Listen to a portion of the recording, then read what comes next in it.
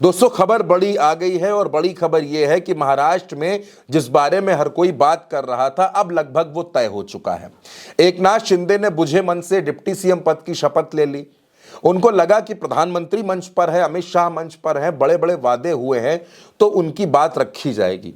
लेकिन deputy CM Eknath Shinde को एक बड़ा झटका देने की तैयारी में भारतीय जनता पार्टी है।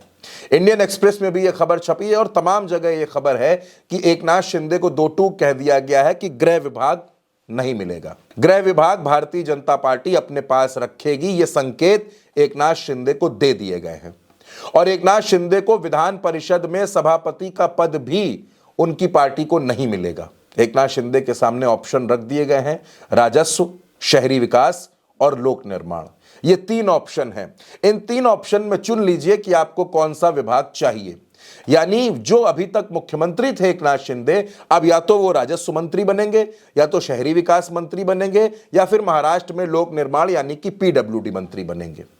उनको ना तो गृह मिलने वाला है और वित्त विभाग पर अजीत पवार की नजर है और अजीत पवार को भारतीय जनता पार्टी ने वादा कर दिया है कि उनको वित्त विभाग मिलेगा। दरअसल भारतीय जनता पार्टी इन दिनों अजीत पवार का ज्यादा ध्यान रख रही है, एकनाथ शिंदे को लगातार इग्नोर कर रही है।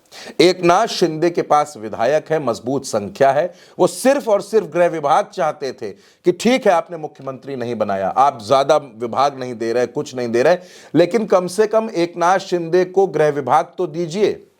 और फॉर्मूला यही था कि पिछली बार जब एकनाथ शिंदे मुख्यमंत्री थे, देवेंद्र फडणवीस डिप्टी सीएम थे, तो गृह विभाग देवेंद्र के पास था।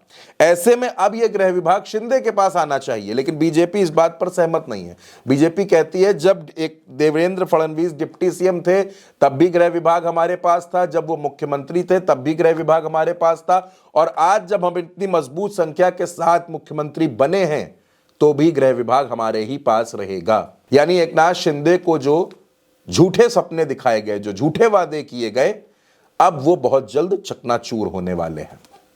अब एकनाथ शिंदे को यह मान लेना चाहिए कि उनको गृह विभाग नहीं मिलने वाला। उनको इन्हीं किसी विभागों में से, जो विभाग मैंने आपको बताए, ये बिल्कुल पक्के हैं कि शहरी विकास, लोक निर्माण या फिर राजस्व, इन तीनों में से कोई एक विभाग एकनाथ शिंदे को चूज करना है, तय करना है, और उनको उन्हीं में से एक विभाग दे दिया जाएगा।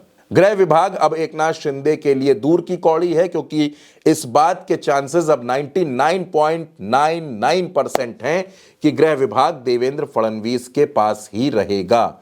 देवेंद्र फडणवीस गृह विभाग नहीं छोड़ेंगे। यानी एकनाथ शिंदे की हैसियत अब महाराष्ट्र की सरकार में एक मंत्री से ज्यादा कुछ नहीं होगी।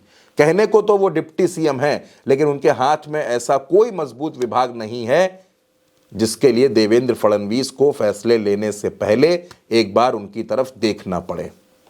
क्योंकि वित्त विभाग लगभग अजीत पवार के पास जा रहा है और गृह विभाग फडणवीस के पास जा रहा है, और किसी भी राज्य में ये दो विभाग सबसे अहम होते हैं, सबसे जरूरी होते हैं। हर किसी का काम इनसे जरूर पड़ता है। यानी एकनाथ शिंदे से अब लोग मिलने तक नहीं आएंगे। जब किसी को उनसे कोई काम नहीं पड़ेगा तो कोई क्यों उनके पास अपना वक्त जाया करेगा। अब एकनाथ शिंदे अगर मंत्री बन भी जाते हैं तो अपने केबिन में बैठे रहें, सरकार के किसी फैसले में उनकी राय तक नहीं ली जाएगी। हो सकता है एकनाथ शिंदे को बाद में पछतावा हो, उनको लगे कि उन्होंने सरकार में शामिल होकर गलती कर दी, लेकिन अब वो डिप्टी सीएम पद की शपथ ले चुके हैं और अब उनको विभाग का चयन करना है कि उनको कौन सा विभाग चाहिए। हालांकि जो विभाग एकनाथ शिंदे चाहते हैं वो विभाग तो उनको मिलने से रहा, वो विभाग उनको मिलने वाला नहीं है। उनको इन्हीं विभागों में से एक विभाग लेना है।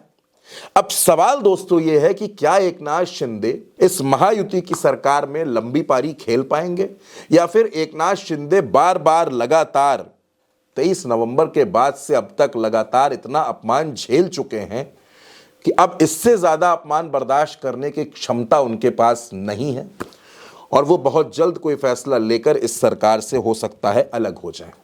बहरहाल अब जो भी करना है एकनाथ शिंदे को करना है, उनके विधायकों को करना है। फैसला पूर्व मुख्यमंत्री एकनाथ शिंदे को लेना है। एकनाथ शिंदे जो भी फैसला लेंगे दोस्तों, जाहिर सी बात है कि उस फैसले का असर महाराष्ट्र की राजनीति पर जरूर होगा। दोस्तों, अगर एकनाथ शिंदे सरकार से अलग होते हैं तो फिर महाराष्ट्र की राजनीति पर आप क्या असर देखते हैं? इस बारे में आपकी जो भी राय हो, अपनी राय कमेंट बॉक्स में जरूर बताइएगा।